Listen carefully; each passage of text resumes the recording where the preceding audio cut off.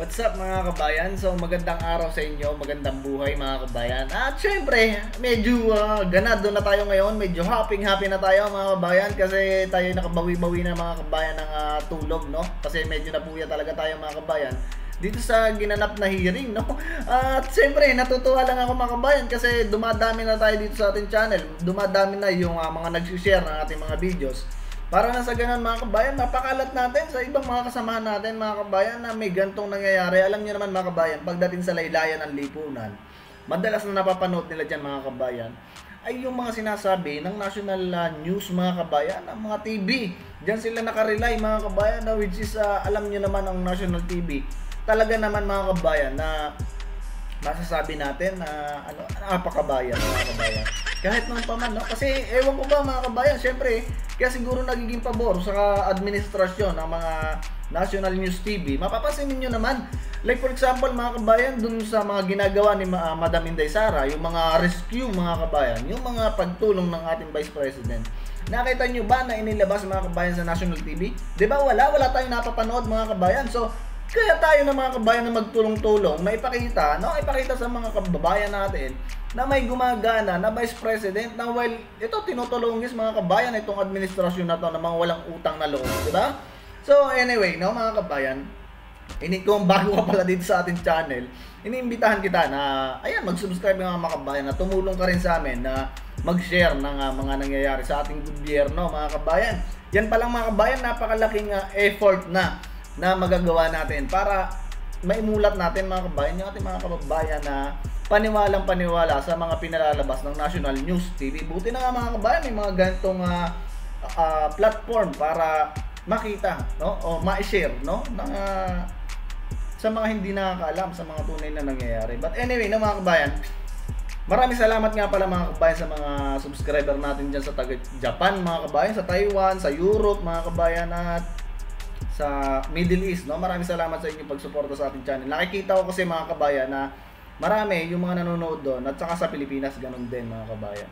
At may nag-share sa atin mga kabayan ng news, no? Na si Pangulong Duterte ganun pa rin mga kabayan ka-famous. Ganun pa rin ka-famous, no? Ang ating Pangulo. Buti pa mga kabayan sa ibang bansa, no? Na ibabalita ang ating Pangulo, no? At napakaganda mga kabayan ng clips na kanilang binabalita, no? Like for example mga kabayan sa Japan, no? Kita mo yung Japan na nagbabalita sa ating Pangulo. Sa Middle East mga kabayan, ganun din. Sa Taiwan, ganun din mga kabayan. Isipin mo yung pagiging famous ng ating Pangulo mga kabayan, ng ating sinusuportahan. Makikita mo kung gaano kalakas pa rin ng dating ng ating presidente. At napansin ko lang din mga kabayan nung live session ng Congress, no? Diyan sa pagdinig o yung pagdalo ni Pangulong Duterte mga kabayan sa Congress, mapapansin ninyo at makikita nyo mga kabayan na parang biglang bumuhos, no? Bumuhos kung noon mga kabayan sa Senate, marami na rin yung mga nandun. Nitong sa Congress mga kabayan, makikita ninyo sa mga live nitong mga Inquirer at GMA, mga ganun mga kabayan, sobrang dami, no? Sobrang dami ng mga kasamahan natin na nakasuporta sa ating dating Pangulo. At mapapansin mo para natabunan yung mga trollers ni BBM mga kabayan, natabunan. So sobrang dami ng ating mga kasamahan na pabor pa rin sa dating administrasyon, no? At kahit sa ibang bansa mga kabayan, ganun din, no? So i-share ko lang mga kabayan sa inyo at hinahanap ko rin kung saan ba 'to nanggaling tong kumakalat ngayon sa social media dito sa TikTok mga kabayan na ayan, isang artista mga kabayan or isang yung nasa Avengers ba mga kabayan, kung kayo nanonood ng Avengers, no? Ayan mga kabayan, si Nicolas Fury, no? Si Nicolas Fury mga kabayan ay nag-share na kanyang thought, no? Patungkol dito sa nangyari sa Congress. Ang sabi niya dyan mga kabayan, Philippine Congress should be ashamed mga kabayan. Supposed to be mga kabayan, no? Maging ashamed ng mga kongresista na to. Should be ashamed of themselves. Mr. Duterte has done so many for his country to be prosecuted by your own people for hunting the criminality. Is Avengers level 3. For my opinion, Mr. Duterte is the best president in the solar system. Makalain mo yun, hanggang solar system mga kabayan, alongside with President Trump. So yan mga kabayan, hinahanap ko pa rin yung source nitong news na to mga kabayan. At wala tayo pong makita, no? Sana lumabas to, no? Sa mainstream media yung mga sinasabi dito ni Nicholas Fury mga kabayan. So palakpakan natin dito si Nicholas Fury mga kabayan, no? Nakakatuwa lang mga kabayan na may isang ganyang Avengers mga kabayan na nagbigay ng kanyang pahayag. Kung ito man mga kabayan ay legit na siya mismo nagbigay ng kanyang pahayag, ay napakaganda mga kabayan, diba? So anyway, pakinggan din natin mga kabayan itong sinasabi ni Atty. Topacio. Alam niyo, ito napakagandang pakinggan nito ni Atty. Topacio kasi marami kayong makukuha dito kay Atty. Topacio na legal, no? Yung mga kumbaga may matututunan tayo sa mga sinasabi nito ni Atty. Topacio, no? Kasi yung mga sinasabi niya dito ay talagang patungkol, no, sa batas na kaya tinitira nito mga kabayan yung mga crops, no? Galit ito sa mga crops mga kabayan. So pakinggan natin ang kanyang sinasabi. Ay maximum penalty, aggravation yan pag public official. Pag wala bang batas na nagsasabing pag may reward system ay yan ay murder. Meron na revised penal code. Aggravated ang homicide to murder kung by in consideration of a price, reward, or promise, reward system. So inutil po. After 11th na yata yung kahapon, ano? Opo. Pang-11. Alam niyo mga kabayan, ito si Atty. Topacio. Ewan ko kung bakit ito galit na galit dyan sa mga crook na nandyan, no? Aggravated. Mga inutil daw mga kabayan, no? Talaga naman mga kabayan, plain and simple mga kabayan, talagang inutil yung mga nandyan sa Congress. Isipin mo, no, mga kabayan, sa sobrang dami na nilang hearing, na ubos na yung pondo ng taong bayan mga kabayan. Sa kanilang ginagawang hearing mga kabayan, yung mga pinapasa nilang batas ay nandyan na rin, no? At nagpapangsyon mga kabayan yung batas na yon. Kaya tama lang mga kabayan sinabi na Atty. Topacio na mga inutil to mga nandyan sa Congress. Porque pabor sila dito sa administration. Hindi ko alam mga kabayan kung bakit sila pabor sa administration. At siguro mga kabayan, totoo yung kumakalat at circulation news, no? Sa social media. Hindi kasi ito binabalita mga kabayan ng National TV. Alam niyo yun? Kaya bias yung National TV na yan mga kabayan. Na may pondo or meron mga malaki mga kabayan ang kinikita nila tuwing mag-hearing dyan sa House of Crooks na yan. So tuloy natin mga kabayan. There's so many hearings. Yun lang ang nagawa nyo? Yung EJK bill na kabubuhan?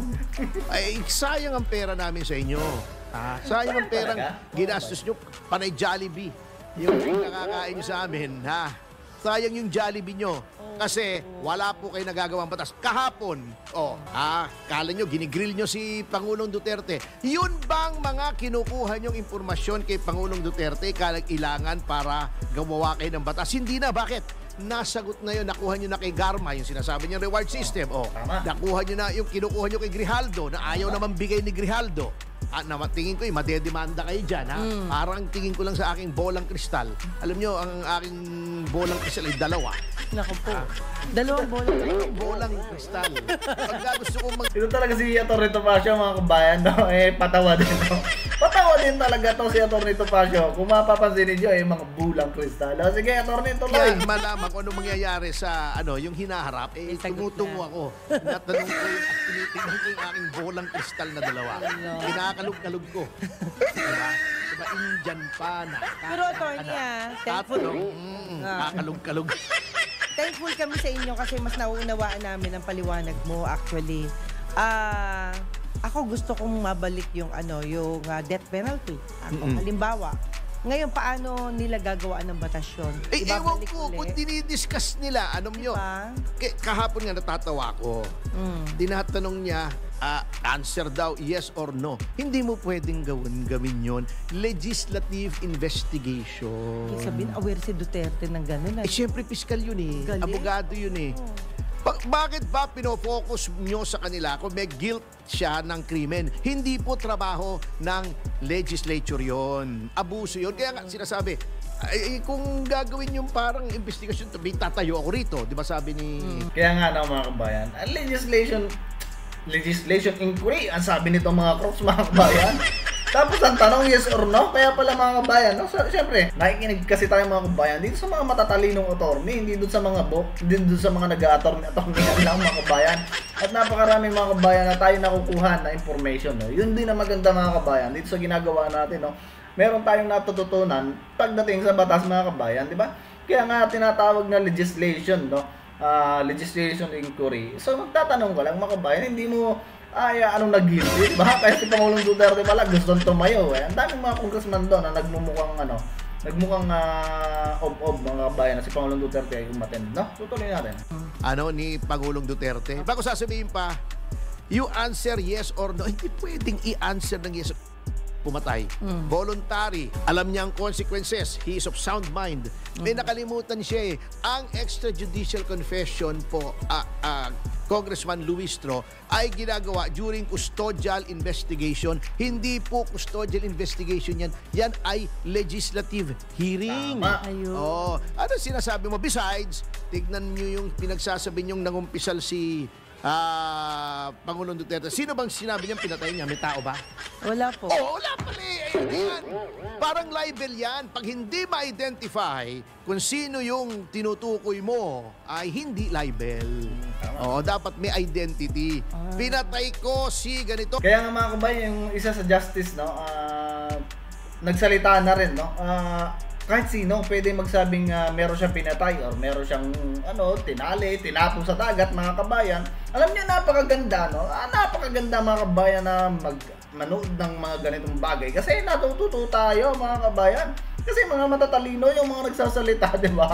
Yung mga ganitong attorney, yung iba pa na mga nakikilala natin mga kabayan dito sa social media, may mga magaganda tayong mapupulot at knowledge mga kabayan. So paano mo nga naman makakasuhan yung isang taong nagsasabi na meron ng pinatay?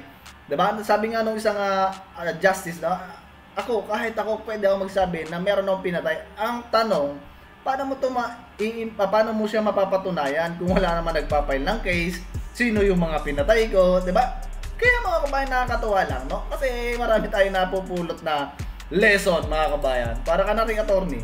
Halimbawa, pinatay ko si Congressman Paduano. Sinabi ko, halimbawa may pumatay kay Congressman Paduano. Wag naman sana.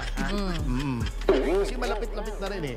Na siya ay matapos yung kanyang termino. Kasi last term na niya ngayon. Attorney. Di ba malapit na matapang? Diretsuhin mo.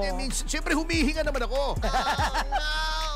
Okay, di ba? okay, Malapit okay. na matapos yung kanyang term of office. At saka isang araw yan eh, puputok yung ugat niya sa ulo eh. Tsaka Nakakahilaw niyan eh. po, si Walang yung motor. lehitimong joker. Oo. Pag sinabi niyang pinatay ko, tas binitin niya, Mm-mm. it's either tao o hayop yun. Oo. Diba? Parang di ba minsan sinasabi ko, di ba? Yang si Congressman Luistro, napakapangit ng ginagawa niya sa mga resource persons. So, minsan, siyempre hihinga ka eh.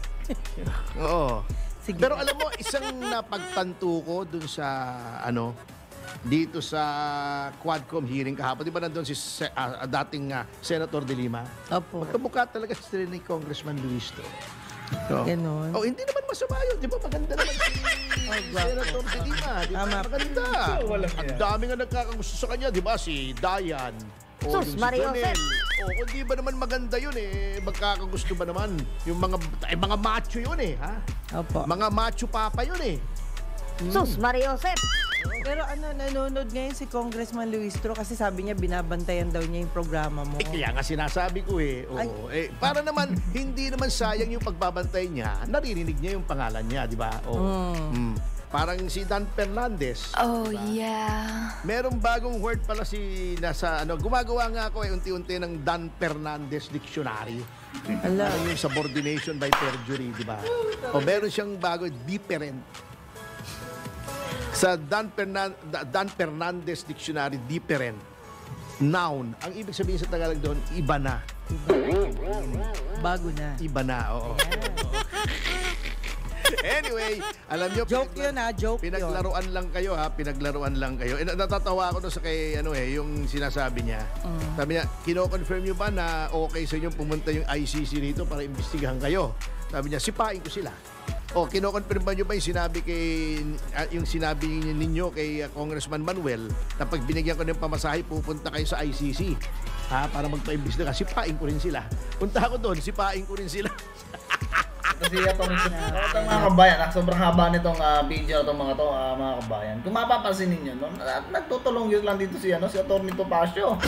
Tinutulong lang niya itong mga crocs na to. But anyway, no, hindi ko lang ma-gets, no, bakit parang buti pa tayo mga normal citizen, mga kabayan, napapansin natin na yung mga sinasabi ni Pangulong Duterte, nakikita natin na it was a joke or reverse psychology yung mga sinasabi niya. Pero itong mga congressman, mga kabayan, hindi nila napapansin yun, no? Yun yung nakakapagtaka lang, mga kabayan. Bakit hindi nila nakikita yung mga ganong pangyayari, no? Yung mga sinasabi, makikita mo naman eh. Pag nagsasalita si Pangulong Duterte, like for example, yung kay Paduano, mga kabayan, yung sinasabing content, nakita mo yun, sinasabi niya takot ako. Parang dating doon, mga kabayan, alam niyo naman, mga kabayan, pagdating sa Bisaya, no? Pag sinabi mong takot ako sa iyo, huwag kang pipiho, mga kabayan. Huwag kang pipiho doon sa mga salitang yon. Baka mamayang gabi, balikan ka no, lusubin yung bahay mo, mga tipong ganon. Kasi, alam niyo naman, pagdating, mga kabayan, sa mga ganong salitaan, no? Yung sasabihin mo, takot ako. Sa palagay ninyo, mga kabayan, yung mga sinasabi ni Pangulong Duterte na yun, totoo? Siyempre, doon sa mga tolonggis, mga kabayan, yung pagkakasabi niya ng ganon, paniwalang-paniwala sila. Ilalabas pa nila dyan na isasalwan. Kita mo yung mga kalukuhan nila. Parang ang ganon, gamunggo, mga kabayan, yung IQ. Pagka hindi mo na-gets yung kanyang mga psychology, yung reverse psychology na sinasabi. Now, so anyway, mga kabayan, hanggang dito lang muna ulit ang ating video. At maraming salamat sa inyong pag-suporta sa ating channel. At syempre, tuloy tayo, mga kabayan. At tuloy lang tayo sa pagsuporta, no, sa ating minamahal na tatay, no. Siya lang naman talaga, mga kabayan, ang nagmahal sa atin noong panahon niya. Siya lang nagpakita ng tunay na tatay ng ating bansa. At ngayon, mga kabayan, wala tayong pakialam diyan, mga kabayan. So, wala tayong makukuhang matino diyan sa tao na yan, mga kabayan. So anyway, no, tuloy lang tayo, mga kabayan, at maraming salamat sa inyong pagantabay at adios sa inyo, mga kabayan. Ingat kayo palagi. At yun, mga kabayan, see you sa susunod na video.